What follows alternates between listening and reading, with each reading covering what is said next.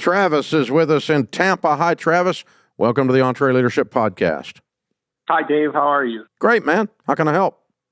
I'll start. So I'm the founder of a Christian game development studio. I lead a 3-man team, and we are a startup, so we don't have any revenue currently.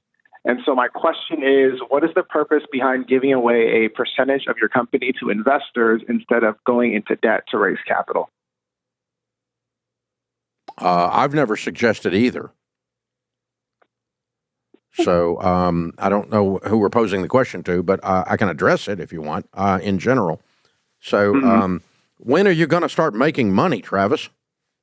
We're currently working on a game right now that we're looking to launch at the end of this year.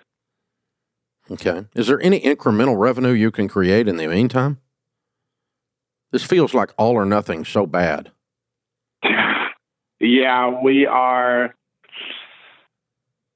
I mean, we're currently looking to launch a Kickstarter over the summer, but as of right now, the team that I have working on it, we're kind of all in it in the sense where like nobody is getting paid, and everybody's looking to just finish out strong and finish making the game. Okay. All right. And how's everybody feeding their kids?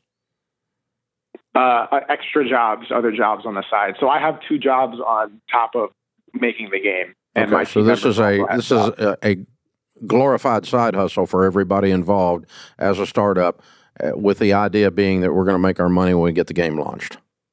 Yes, sir. Okay. Why don't we just do that? Why do we have to borrow money? Well, we don't. Okay. And why do we have to have investors? We don't. As of right now, we don't. We don't, because there's not. You've got the game. You've got a model that works as long as everybody stays. But if everybody goes at some point, I really need some freaking money, I'm out of here, and we've not got the game launched, then you got an issue, right?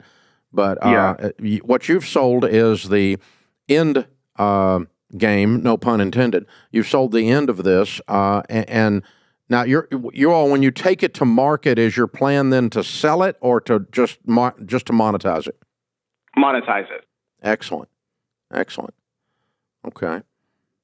And so what's everybody, I mean, if I sat down with the team, you said there's how many people, 3 or 4 working on it? It's myself, and then I have 3 team members with me. Okay. If I sat down with the 4 of you independently, would you all tell me the same number that you thought you were going to sell? Have you all talked about it and agreed that we think this is what it is? We have not talked about that. So one of you might be thinking you're going to make $1 million. One of you might be thinking you're going to make $10 million. Yeah. Okay. So what I would do, to be fair to everyone, is align expectations. Okay.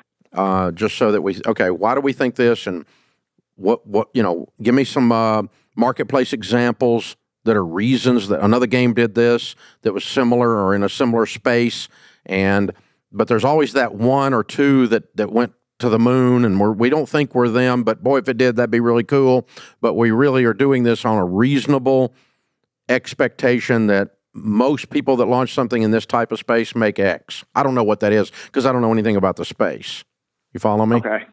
But I'd be pretty ignorant about it. But here's the thing, okay? The interesting thing is that most small businesses start and organically feed the business with their own produced revenue, not with investor money and not with going into debt.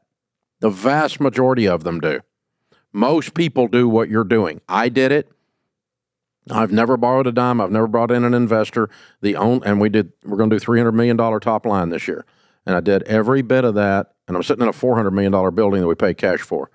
So, or worth of buildings on the campus. But how did I do that? Over 30 years, every time I made some money, once we started making some money, and you're not quite there yet, we would take some home, put some back into the business. Some home, put some in, leave some in the business. Sometimes we left more in the business. Sometimes we took more home. But we've always done a little of both once we got some money going. But and I don't mind sharing with you, the first year when I started this, I started doing it the way you all were doing it. I had some income coming in, and I figured out projected that if I shut down my real estate stuff I was doing and went full-time on financial peace stuff, that I would probably make about $60,000 that year. That previous year, I had made $120,000 doing real estate, and this is in the 80s, okay? And so my projections were exactly right. I cut my income in half the first year. Obviously, I don't make that now, so it worked out. But my point being that you start to do those kinds of things that give you hope, and then, okay, we can live on the 60, we can live on the 120. We're going to dump the next 100 into the back end of the business and grow it and make more and make more and make more and make more and grow the product line, grow the team size and ROI on the team and all that kind of stuff. So then when I got into this, everybody keeps saying, oh, you need to bring in partners. And I'm like, no, I've had partners. I don't ever need another partner again. Oh, you need to bring in investors. And I've got a friend that says, a venture capitalist that comes in and takes a percentage of the business is like picking up a hitchhiker and then they carjack your car. Because a venture capitalist usually wants controlling interest for the money that they put in. And then you work for them. So, they'll give you $1 million, but now you're done because they own 86% of the company. So if I'm you, I'm going to gut it out and not be beholden to a bank because most people don't. In your world, if you go into debt, you have a high probability of ending up with a bunch of debt and no income. Because you've got zero proof right now, social proof of product market fit.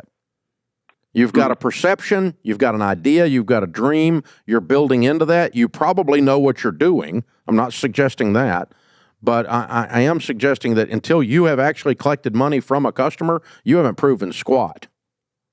It's theory until then. And I know that because I've lost millions of dollars trying crap like that. So, and I had a great idea. This thing's beautiful, but it just didn't work, but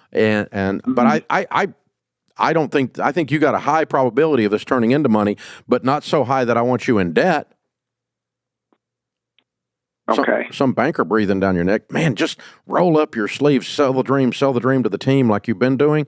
Keep this thing moving, keep it moving, keep the line of code coming out, keep the software engineers moving, whatever you're doing there. And, let's set some deadlines. Let's get a beta out there. Let's get some customers playing with it so they like it. And if you can get some customers in a beta situation to give you a few dollars to show that they'll actually transact on this thing, that would give me a lot of comfort if I'm you. But let this thing grow it at the speed of cash.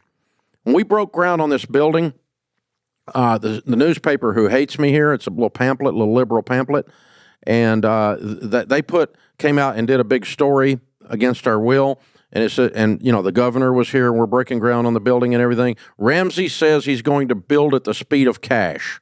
That's after I'd been running the business 25 years. I'm still building it at the speed of cash. So it's mythology that you have to take on investors to win. It's mythology that you have to have a banker in debt to win. As a matter of fact, the vast majority of people don't do that. And the ones that do often live to regret it. So I'm with you. I wouldn't do either. Okay. Thank you. I think you can do it. And I really want to hear back from you when you launch that you made $10 million. What do you think the thing's going to do? I think it has potential to really do a lot. What's a game like that sell for in the marketplace? Something similar.